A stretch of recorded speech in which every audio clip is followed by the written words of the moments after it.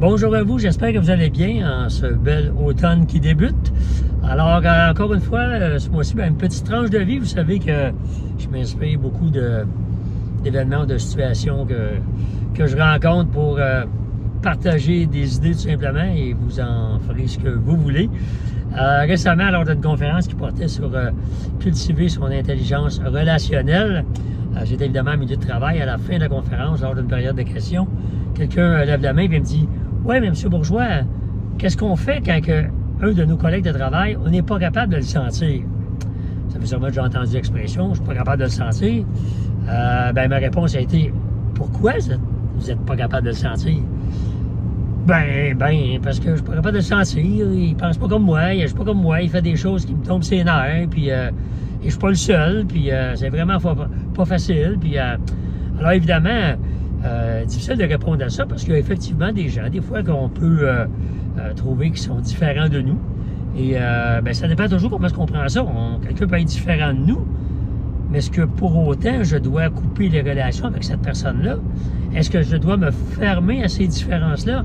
Vous savez, nous sommes à une époque où on regarde beaucoup les différences, puis on fait des conférences là-dessus. Hein? On veut accepter les autres, on a des nouveaux arrivants qui arrivent, on a des gens qui ont des opinions différentes, de générations différentes. Et c'est un sujet qui est sans fin là, de parler d'accepter la différence des autres. Alors, ma recommandation à cette personne-là était tout simplement, je pense qu'il faut faire un effort d'accepter l'autre. Évidemment, on souhaite que l'autre fasse le même effort aussi. Mais honnêtement, mes meilleurs amis n'ont pas la même éducation que moi, ne font pas le même métier que moi, n'ont pas les mêmes goûts que moi, ne font pas nécessairement les mêmes activités que moi. Certaines activités, on se regroupe et on se rejoint, mais d'autres pas.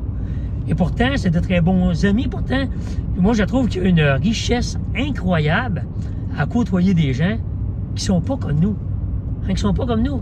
Et n'oublions pas une chose, si certaines personnes nous tombent sur les nerfs, assurément que nous tombons sur les nerfs de certaines personnes. Hein? Il y a nul doute, on ne peut pas plaire à tout le monde, puis comme on est différent, il y en a d'autres qui ne nous aiment pas. Et on serait peut-être surpris de le savoir. Alors, quelque part, je pense que la tolérance, la capacité à ouvrir notre esprit, à accepter l'autre ou les autres comme ils sont, et de voir ça comme une richesse et peut-être nous aider à apprendre des choses plutôt que de se fermer à dire, non, cette personne-là ne pense pas comme moi, donc j'oublie ça. Je crois que c'est une belle richesse de la vie. Je crois qu'il y aurait moins de conflits, de guerres et de chicanes si on était un petit peu plus tolérant. Je ferme cette tranche-là et évidemment, moi aussi, plus jeune, j'avais un peu plus d'intolérance. Mais un jour, à l'âge de 40 ans, lorsque je combattais un cancer, j'ai eu besoin de sang. Transfusion sanguine d'urgence, sinon, c'était fini. Et quand les gouttes de sang entraient une par une dans mon corps, je me disais, qui est la personne qui a donné ce sang-là? Quelle est sa couleur de peau, son instruction? Est-elle université ou pas? Un ou une PDG, une personne qui est dans la rue? Qu'est-ce qu'elle fait? Honnêtement, j'en avais rien à foutre. OK? Ce que je voulais, c'est du sang frais, de bonne qualité, de mon type sanguin, au positif, et qui m'aide à reprendre vie. À ce moment-là, j'ai saisi que être intolérant, c'était peut-être une erreur. Alors voilà, c'était mon message du mois. À bientôt. Bye bye.